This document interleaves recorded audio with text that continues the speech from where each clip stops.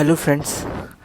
आज मैं आपको इकोनॉमिक्स की सेकंड क्लास में न्यू इकोनॉमिक पॉलिसीज़ के बारे में बताऊंगा। यहाँ पे मैं यूपीएससी ईपीएफओ का फुल कोर्स आपको फ्री में प्रोवाइड कर रहा हूँ और उसके जितने भी स्टडी मटेरियल और क्विजेस हैं वो टेलीग्राम चैनल पे आपको मिल जाएंगे। तो आप मेरा टेलीग्राम चैनल भी ज्वाइन कीजिए, मैं आपको उसका लिंक दे दूँगा।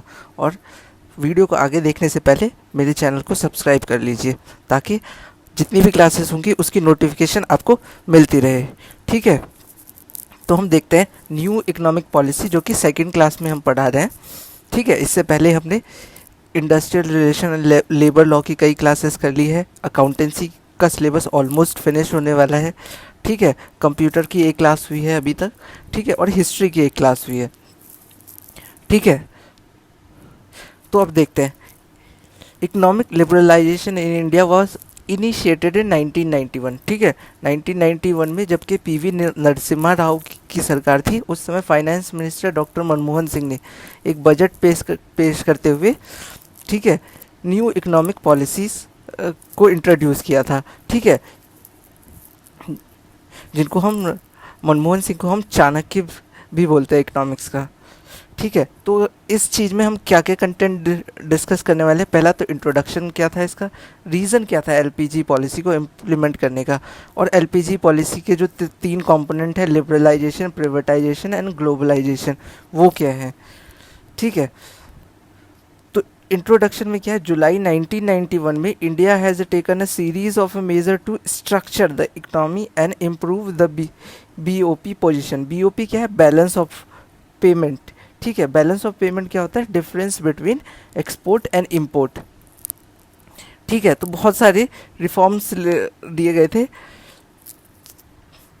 ठीक है, 1991 में, जुलाई 1991 में इकोनॉमिक स्ट्रक्चर से रिलेटेड। ठीक है, रीज़न क्या थे एलपीजी पॉलिसी को इम्प्लीमेंट करने के लिए। सबसे पहला था excess consumption and expenditure over revenue. ठीक है, रेवेन्यू बहुत कम था इंडिया का। ठीक है, गवर्नमेंट का रेवेन्यू बहुत कम था और उनका कंजम्पशन और एक्सपेंडिचर बहुत ज़्यादा था, जिसकी वजह से उनको हैवी बोरोविंग करनी पड़ रही थी। ठीक है, एक्सटर्नल कंट्रीज से या फिर क्या कहते हैं एक्सटर्नल सोर्सेज से, जैसे आईएमएफ, वर्ल्ड बैंक वगैरह हो गए। ठीक है, growing in efficiency on the use of resources. ठीक है, ये अपने रिसोर्सेज को पूरी तरीके से यूज़ नहीं कर पा रहे थे। ठीक है, और इंडस्ट्री को ज़्यादातर प्रोटेक्ट करने के पीछे लगे पड़े रहते थे। ठीक है, फिर है फर्म्स और इकोनॉमिक्स का मिसमैनेजमेंट होता था। ठीक है, मतलब उनका अच्छी तरीके से यूटिलाइज नहीं कर पाते थे। ठीक है, और पब्लिक सेक्टर को बहुत बड़े बड़े लॉसेस हो रहे थे। और क्या कहते हैं टेक्नोलॉजिकल डेवलपमेंट नहीं हो रही थी, पुअर टेक्नोलॉजी थी। ठीक है, फॉरेन एक्सचेंज रिजर्व्स ख़त्म हो रहे थे, इन्फ्लेशन था। ठीक है, महंगाई बढ़ रही थी। तो अब देखते हैं लिबरलाइजेशन होता क्या। लिबरल वर्ड का मतलब क्या होता है, एक तरीके से इंडिपेंडेंट काइंड ऑफ। ठीक है, तो लिबरल का मतलब क्या होता है, छूट दे देना। ठीक है, इसमें क्या होता है, गवर्नमेंट अपनी रिस्ट्रिक्शंस को कम या फिर हटाने लग जाती है, तो उसको बोलते हैं liberalisation. Refers to relaxation of previous government restrictions, usually in area of socio-economic policy. When government liberalization trade, it means it has removed the tariff, subsidies, other restrictions on a flow of goods and services between the countries. ठीक है, तो इसमें क्या करते हैं, वो tariffs हटा देते हैं, एक कंट्री से दूसरी कंट्री पे जो टैक्स लगता है उसको हटाया जाता है, सब्सिडीज़ वगैरह दी जाती है। सब्सिडीज़ का मतलब क्या होता है कि गवर्नमेंट का कंट्रीब्यूशन होता है सोशल वेलफेयर के लिए। ठीक है, अब लिबरलाइजेशन के पाथ में क्या क्या चीज़ें थी। ठीक है, पहला रिलीफ ऑफ फॉरेन इन्वेस्टर्स, मतलब कि फॉरेन इन्वेस्टर्स के लिए इन्होंने बहुत सारे मेजर्स लिए थे, जैसे कि लाइसेंसिंग को कम कर देना। ठीक है, वो क्या कहते हैं अपना बिजनेस यहाँ इस्टेब्लिश कर सकते थे। और डीवैल्यूएशन ऑफ इंडियन रूपी। ठीक है, दो तरीके के टर्म होते हैं, एक होता है डेप्रिसिएशन, एक होता है डीवैल्यूएशन। ठीक है, डीवैल्यूएशन करना के कब क्या मतलब है, इंडियन रूपी की वैल्यू को कम कर देना, वैल्यू गिरा देना फॉरेन मार्केट के करेंसी के कंपैरिजन में। ठीक है, new industrial and trade policy, नई इंडस्ट्रियल पॉलिसी और ट्रेड पॉलिसी इम्प्लीमेंट की गई, रिस्ट्रिक्शंस हटाए गए। ठीक है, एनआरआई की रेमिटेंस की बात की गई, मतलब एनआरआई यहाँ पर आके अपना बिजनेस खोल सकते हैं, एनआरआई यहाँ पर आके अपने प्रोडक्ट्स और सर्विसेज क्या कहते हैं अवेल कर सकते हैं। और टेक्नोलॉजिकल इंपोर्ट के लिए इन्होंने फ्रीडम दे दी कि बाहर से टेक्नोलॉजीज़ को मंगा के यहाँ पर यूज़ किया जा सकता है, ठीक है। और फॉरेन टाई अप्स को भी दिया, मतलब कि कोई इंडियन कंपनी बाहर की कंपनी से मर्ज हो सकती थी, ठीक है। जैसे कि मारुति सुजुकी का एग्ज़ाम्पल है, हीरो होंडा का एग्ज़ाम्पल है, ठीक है। ये सब क्या हुई थी, मर्ज हो गई थी, ठीक है। और एग्ज़ाम्पल देखें तो हम भारतीय और वॉलमार्ट का था एग्ज़ाम्पल, ठीक है। वॉलमार्ट सबसे बड़ा रिटेल चेन है वर्ल्ड का। तो उसका भारती, जो कि क्या कहते हैं, एयरटेल की कंपनी जिसके अंडर आती है, भारती नाम है उसका, भारती एयरटेल। तो भारती और उसके साथ मर्ज होके, वॉलमार्ट के साथ मर्ज होके इन्होंने भारती वॉलमार्ट बनाया था। एडवांटेजेस क्या है कि फॉरेन इन्वेस्टमेंट हमको रिसीव होता है, क्योंकि बाहर से इन्वेस्टर्स आके हमारी टेक्नोलॉजीज परचेज करती हैं, हमारे गुड्स परचेज करते हैं, ठीक है। फॉरेन एक्सचेंज के रिजर्व्स बढ़ते हैं। उसके बाद है फॉरेन एक्सचेंज के रिजर्व बढ़ने का मतलब क्या है, हमारे पास फॉरेन करेंसी आनी चालू हो जाती है, ठीक है। और प्राइस के ऊपर कंट्रोल हो जाता है, क्योंकि जब हमारे पास क्या कहते हैं काफ़ी मात्रा में डिमांड होती है, तो हम क्या कर पाते हैं, प्राइस पे कंट्रोल कर पाते हैं, ठीक है। और इंटरनल कमर्शियल बोरोविंग पे हमें ज़्यादा डिपेंडेंट रहना नहीं पड़ता, ठीक है।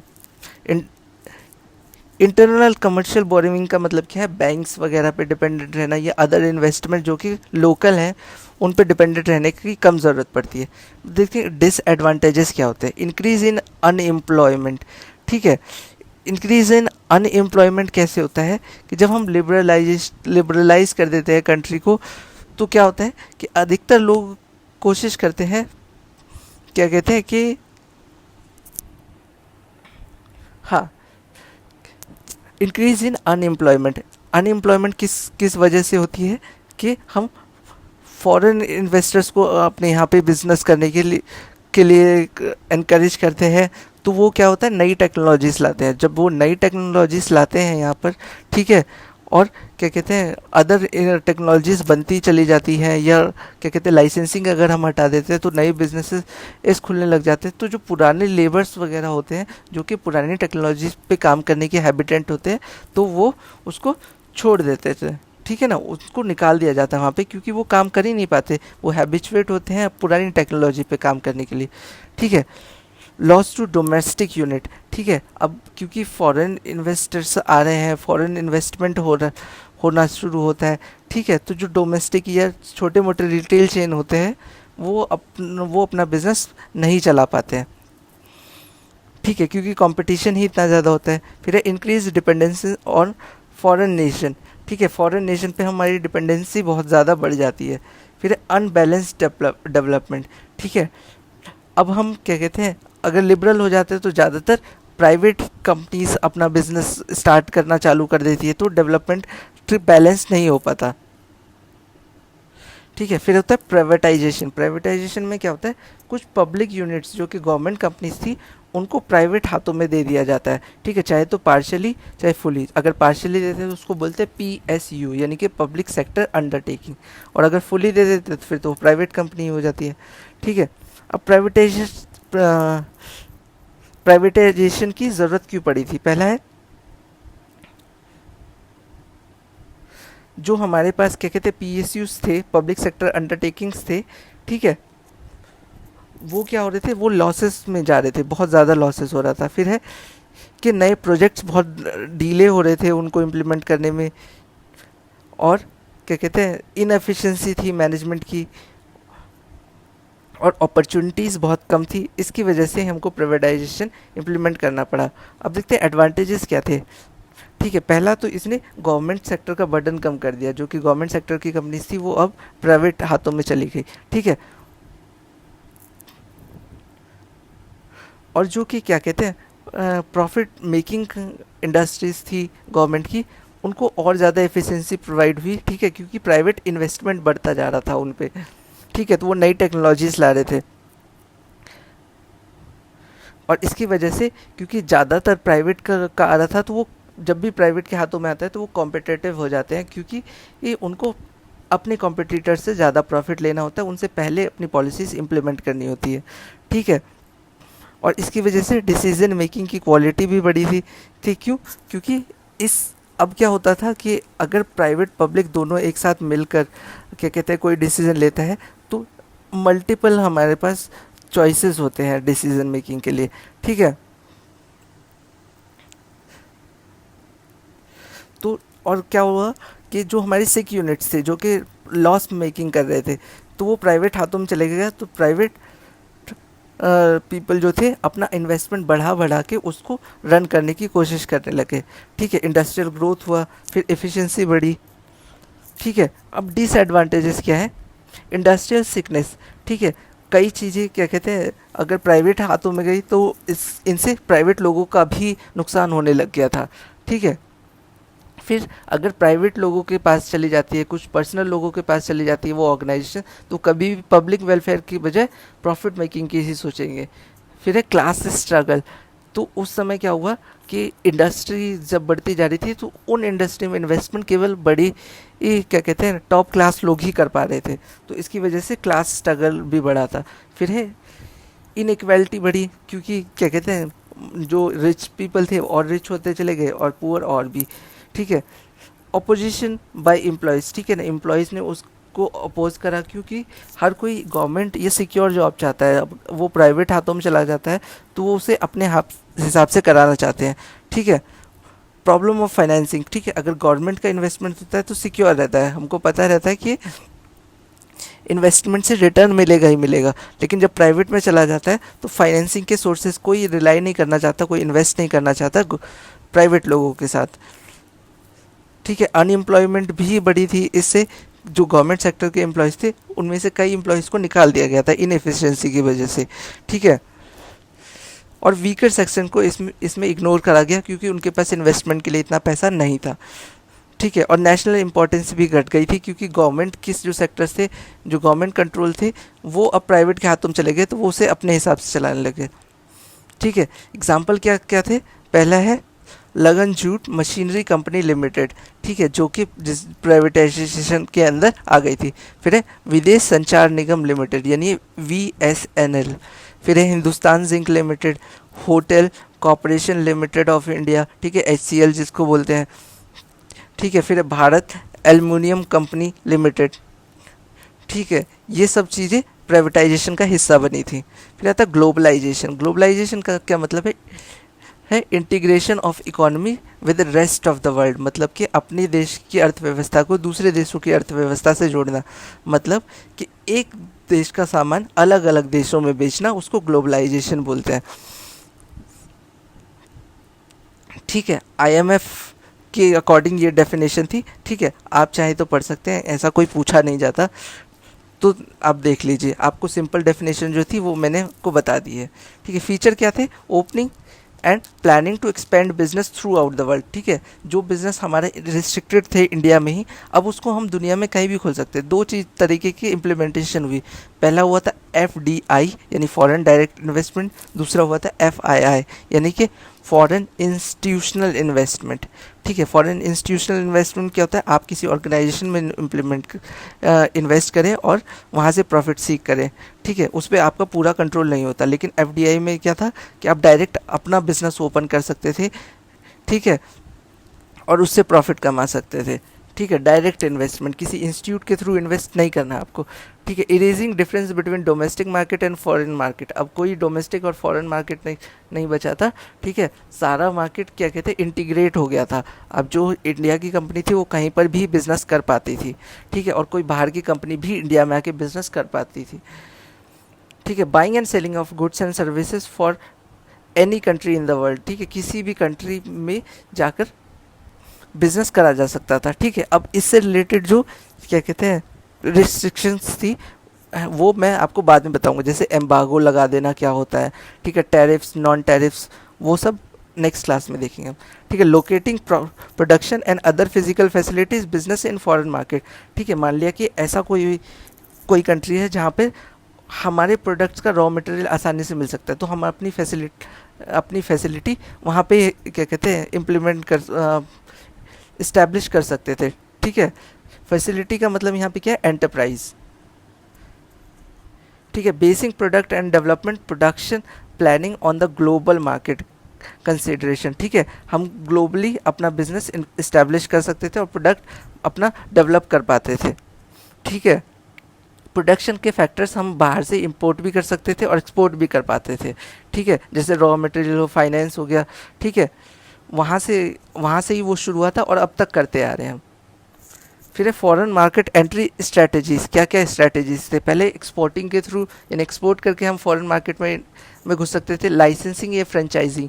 ठीक है, फ्रेंचाइजिंग क्या होता है? किसी बड़े प्रोडक्ट का आप राइट्स खरीद लो सेल करने के लिए, जैसे कि KFC वगैरह हो गए, उनकी फ्रेंचाइजीज यहाँ पे खुली हुई है। फिर है कॉन्ट्रैक्ट मैन्युफैक्चरिंग। ठीक है, जैसे कि हमारे यहाँ पर मेट्रो है। ठीक है, मेट्रो का कॉन्ट्रैक्ट हमने जापान को बेचा था। ठीक है, तो उन्होंने आके यहाँ पे क्या कहते हैं, मेट्रो बनाया और उसका कुछ सालों तक उसका जो प्रॉफिट था उन्होंने लिया था। ठीक है, जिसको हम बोलते हैं स्ट्रेटेजिक अलाइनमेंट। फिर है असेंबली ऑपरेशन। ठीक है, फुली ऑन मैन्युफैक्चरिंग फैसिलिटी, मतलब कि अपना पूरा कंट्रोल ऑपरेशन इस्टेब्लिश कर सके। जॉइंट वेंचर, मतलब किसी कंपनी के साथ जुड़ गए। ठीक है, मर्जर एंड एक्विजिशन, किसी कंपनी के साथ मर्ज हो जाना या फिर उसको एक्वायर कर लेना। ये सारे तरीके थे। अब फ़ायदे क्या थे ग्लोबलाइजेशन के? सबसे पहला फ़ायदा क्या था? Free flow of capital and increase the total capital employed. ठीक है, कहीं पर भी हम इन्वेस्ट कर सकते थे, कहीं से भी हमारा इन्वेस्टमेंट आ सकता था, तो कैपिटल इन्वेस्टमेंट जो था वो बढ़ चुका था। फिर है फ्री फ्लो ऑफ टेक्नोलॉजी, मतलब किसी कंट्री की टेक्नोलॉजी कहीं पर भी यूज़ करी जा सकती थी, जिससे कि प्रोडक्शन बढ़ता चला गया। फिर है इंक्रीज इन इंडस्ट्रियलाइजेशन, ज़्यादा फैक्ट्रीज, ज़्यादा मैन्युफैक्चरिंग साइट से इस्टेब्लिश हुई, ज़्यादा बिजनेसेस इस्टेब्लिश हुए। ठीक है, उसके बाद है balance development of the world economy. ठीक है, अब दुनिया की इकोनॉमी के साथ क्या कहते हैं बैलेंस कर पा रहे थे हमारा, और दुनिया में जितना भी क्या कहते हैं प्रोडक्ट बिक रहा था उससे हम एक तरीके से compete कर पा रहे थे। ठीक है, increase in production and consumption. ठीक है, प्रोडक्शन भी बढ़ा और कंजम्पशन भी बढ़ा, मतलब कि अगर हमारा कंजम्पशन बढ़ता है, हमारी डिमांड बढ़ती है प्रोडक्ट्स की। ठीक है, क्योंकि हमारे कस्टमर्स अब दुनिया भर में हो रहे थे, तो इस वजह से प्रोडक्शन की भी ज़्यादा ज़रूरत पड़ी थी। और कमोडिटीज़ लोअर प्राइस पे हाई क्वालिटी भी मिल पा रहे थे, क्योंकि हमारे पास कस्टमर्स के पास ऑप्शन थे, चाहे वो ये प्रोडक्ट खरीदे, चाहे फॉरेन प्रोडक्ट खरीदे, चाहे डोमेस्टिक प्रोडक्ट खरीदे। ठीक है, जॉब्स भी बढ़ी थी, क्योंकि जब ज़्यादा इंडस्ट्रीज होंगी जॉब बढ़ेगी और इनकम भी बढ़ेगी। ठीक है, जब लोगों के पास इनकम आएगी, जॉब आएगी, तो स्टैंडर्ड ऑफ लिविंग भी बढ़ेगा। ह्यूमन डेवलपमेंट भी हो रहा था, क्योंकि जब भी फॉरेन से कोई कंपनी यहाँ पे आ रही थी तो उस तरीके की टेक्नोलॉजी की ट्रेनिंग भी मिल रही थी लोगों को। नेगेटिव क्या थे? Loss of domestic industry. ठीक है, जब कंपटीशन बढ़ता है तो डोमेस्टिक इंडस्ट्री का लॉस होता ही है। जैसे कि बीच में वॉलमार्ट इंडिया में आ रहा था, तो क्या हुआ था, बिग बाज़ार को बहुत बड़ा लॉस होने वाला था। फिर ह्यूमन रिसोर्सेज को एक्सप्लॉइट करना चालू कर देते हैं वो। क्योंकि क्या कहते हैं, वो अपने स्टैंडर्ड्स फॉलो करते हैं। ठीक है, डिक्लाइन इन डोमेस्टिक इनकम। अब क्या कहते हैं, अगर फॉरेन से कोई कंपनी यहाँ पे बिजनेस स्टैब्लिश करेगी तो वो अपनी भले ही टैक्स यहाँ पे करे, लेकिन अपनी इनकम क्या है अपनी कंट्री में ले जाएगी, तो जीडीपी रिड्यूस होती है। फिर आता है अनएम्प्लॉयमेंट भी हो रहा था टेक्नोलॉजिकल चेंजेस की वजह से। ट्रांसफ़र ऑफ नेचुरल रिसोर्सेज, मतलब कि एक अगर मान लिया कि कोई बाहर से आके बिजनेस यहाँ पे स्टैब्लिश कर रहा है, तो हमारे नेचुरल रिसोर्सेज को वो यूज़ करेगा, जिससे कि उसका एक्सप्लॉयटेशन होगा। ठीक है, widening gap between rich and poor. ठीक है, तो रिच पीपल और रिच होते जा रहे थे, पुअर और पुअर होते जा रहे थे। क्यों? क्योंकि रिच पीपल इन्वेस्टमेंट कर सकते थे, पुअर नहीं कर पाते थे। Domestic and foreign institution. ठीक है, कई इंस्टीट्यूशन इस्टेब्लिश हुए। ठीक है, sorry, dominance of foreign institution, मतलब कि जो फॉरेन की कंपनी इंडिया में आके इस्टेब्लिश हो रही थी उनका डोमिनेंस बढ़ रहा था, उनका प्रॉफिट ज़्यादा होने की वजह से। ठीक है, कंक्लूजन क्या था कि लिबरलाइजेशन की वजह से ज़्यादा प्राइवेट सेक्टर और ज़्यादा कंपनीज बढ़ी। ठीक है, प्राइवेटाइजेशन की वजह से गवर्नमेंट का कंट्रोल बढ़ा, और ग्लोबलाइजेशन की वजह से बहुत सारी कंपनीज से इन्वेस्ट करने लग गई, यहाँ पे इन्वेस्टमेंट बढ़ा और प्रॉफिट भी बढ़ा।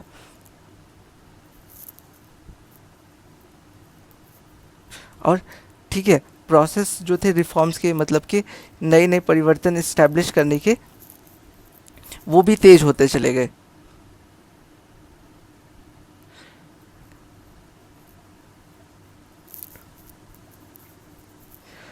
ठीक है, और गवर्नमेंट का क्या था, गवर्नमेंट जो कि पहले रिलेक्टेड थी, ठीक है, अनविलिंग थी किसी चीज़ को लेके, ठीक है, जैसे इकोनॉमिक पॉलिसी, प्राइवेट सेक्टर हो गए, वो उनका भी अब इंटरेस्ट बढ़ता चला जा रहा था। ठीक है, thank you so much. Please channel को सब्सक्राइब कीजिए और वीडियो को हमेशा एंड तक देखा कीजिए। Thank you so much.